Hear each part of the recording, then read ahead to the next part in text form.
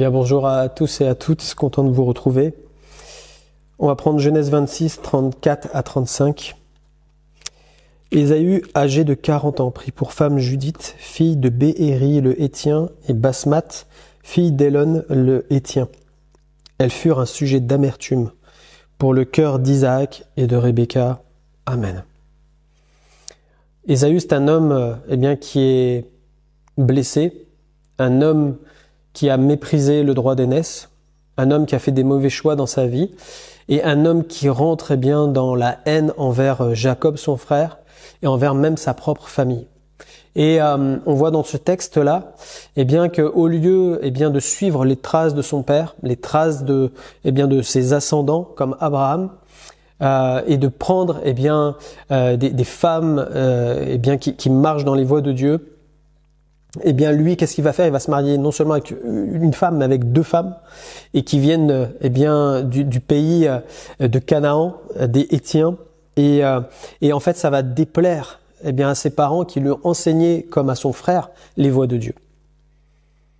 Et aujourd'hui, peut-être, tu passes par le même genre de situation, où toi aussi, peut-être tu es, en tant que parent, peut-être dans l'inquiétude et dans la tristesse par rapport à un de tes enfants ou ta famille, et que tu t'inquiètes et que les choix de tes enfants en ce moment sont pas les choix que tu leur as enseignés de la part de Dieu, que tu as appliqué ton cœur en tant que papa ou en tant que maman, à apporter la parole à tes enfants. Et puis qu'aujourd'hui, tes enfants se retournent, ne prennent pas les voies de Dieu. Et puis pour toi, c'est un sujet aujourd'hui de tristesse, un sujet d'amertume, parce que tu te dis, j'ai fait tout ce qui était en ma capacité pour transmettre la parole de Dieu. J'ai prié pour eux, j'ai même jeûné pour eux, j'ai intercédé pour eux, j'ai pris le temps pour eux, j'ai essayé de les entourer, de leur montrer qui était Dieu. Et le résultat aujourd'hui, c'est qu'ils prennent des voies qui sont complètement contraires à l'Éternel. Ils savent que ça m'attriste parce qu'ils connaissent ma foi, et aujourd'hui, je porte cela comme une charge, comme un fardeau, et j'en peux plus. Et j'aimerais te dire aujourd'hui, le Seigneur veut venir aujourd'hui, te décharger de ce qui est sur tes épaules, afin que tu puisses avoir la bonne attitude et être renouvelé dans tes pensées, dans tes sentiments, dans tes émotions, dans ta façon d'être, peut-être avec tes enfants qui sont compliqués en ce moment et qui ne suivent pas ce que tu leur as enseigné. On voit que là, quand cette situation se présente, aux parents d'Ésaü, on voit que cette situation est pesante, et le résultat d'une situation pesante, et c'est peut-être ce que tu vis en ce moment, c'est que là, je pense que les discussions devaient être très limitées, parce qu'il y a des sujets, comme on sait, qu'on ne veut pas aborder, parce qu'on ne veut pas rentrer dans des conflits, on ne veut pas, essayer de dire des choses qui vont rajouter, comme on dit, de l'huile sur le feu, et puis que tout explose. Donc on est dans une situation un peu problématique, et on sent comme emprisonné. L'atmosphère de la maison est chargée, lourde. C'est pas la joie. C'est toujours mitigé. Là, des fois même, on tourne à l'hypocrisie. On met des masques parce qu'on veut pas montrer que. Et peut-être c'est ce que tu vis en ce moment, que c'est compliqué parce que tu sais plus comment faire. Et ton cœur est blessé, ton cœur est complètement étriqué, et ça te fait mal en ce moment.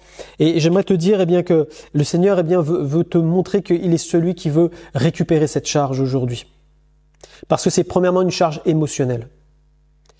Le Seigneur est celui qui guérit les cœurs brisés et qui te comprend dans cette situation-là. Et j'aimerais te rassurer de la part de Dieu, il entend tes prières pour tes enfants. Notre Dieu n'est pas sourd. Et notre Dieu tient plus encore à tes enfants que toi-même, parce que ce sont ses propres enfants, avant les tiens. Et j'aimerais te rassurer de la part de Dieu. De dire, tu t'inquiètes, c'est normal, c'est la preuve que tu aimes tes enfants. Mais j'aimerais te dire que Dieu entend, et qu'il répondra en temps et en heure. Je me rappelle l'histoire de cette grand-mère qui a prié pour ses deux fils pendant une grande période de sa vie, quand elle s'est convertie, jusqu'à sa mort. Elle a prié pour ses enfants pour qu'ils se convertissent, et elle est décédée. Ils se sont pas convertis, mais par contre, quand ils sont arrivés au jour des obsèques, quand ils ont entendu le message de l'Évangile, ils ont donné leur vie au Seigneur ce jour-là. Dieu avait entendu les prières de cette maman. Elle les a pas vues de son vivant, mais Dieu est fidèle. Et ce que tu as demandé dans le lieu secret, la parole de Dieu te dit que le Père te le rendra. Et j'aimerais vraiment que ta foi soit renouvelée. C'est la première chose, c'est que ta foi soit renouvelée. Dieu t'entend et il répondra. Il va s'occuper de tes enfants.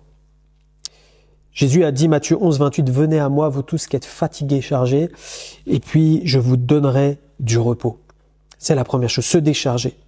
La deuxième chose, que Dieu puisse te revêtir de sa sagesse. Parce que parfois on a des tensions, on est limite colère avec nos enfants qui sont compliqués et qui prennent pas les voies qu'on leur a indiquées.